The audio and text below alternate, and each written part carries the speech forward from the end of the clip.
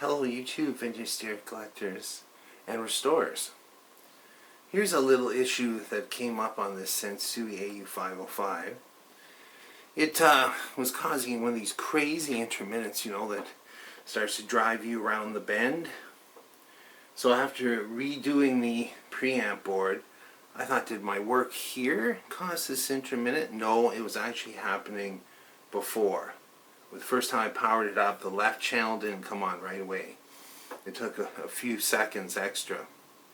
And so I did nothing really elaborate for troubleshooting. Didn't pull out any equipment or freeze spray or anything.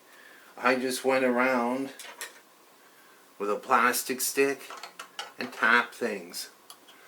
Some of the obvious areas on the circuit board, the back of these fuse holders. When I tapped this fuse holder, the channel came back in. It was here, this rivet. See how loose that is? That should be very tight. Plus you have dissimilar metal, so you end up with kind of a resistive film between the two. It's amazing it worked at all. It's a good fuse holder otherwise. And the weird thing, when I popped it open, where is it here? There was a 35 amp, see the thick piece there? 35 amp fuse in it. And I think the reason why is it was just a little tighter fit. Somebody thought it might stop the intermittent problem. It was only on this one. This one had the 2.5 amp fuse in it. So somebody was having trouble with his channel cutting out and pushed and pulled and everything. Couldn't really see that issue. Maybe got it working for some extra time. Hard to say, but it will be fixed now. There's two kinds of fuse holders. They fit the same slot.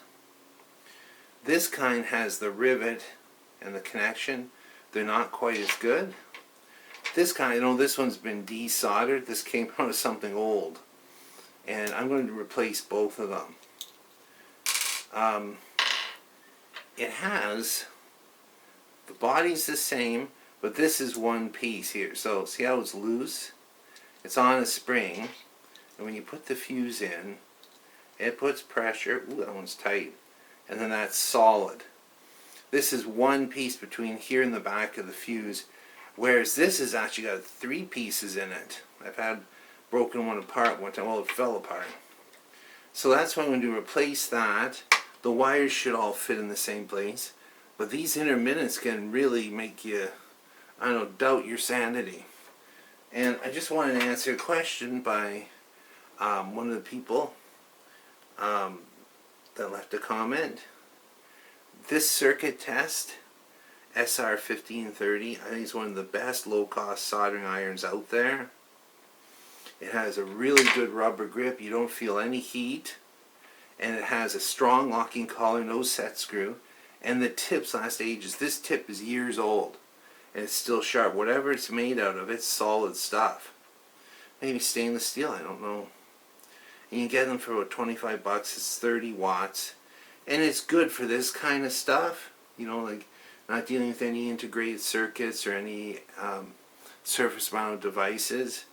I'm not big on soldering stations and stuff like that. They've always broken down on me.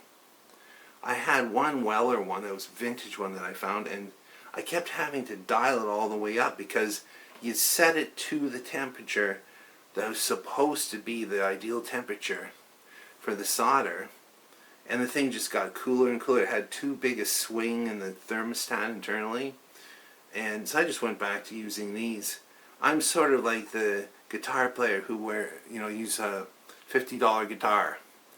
That's the kind of player I am. Anyway, just thought I'd pass it on. Thanks for watching.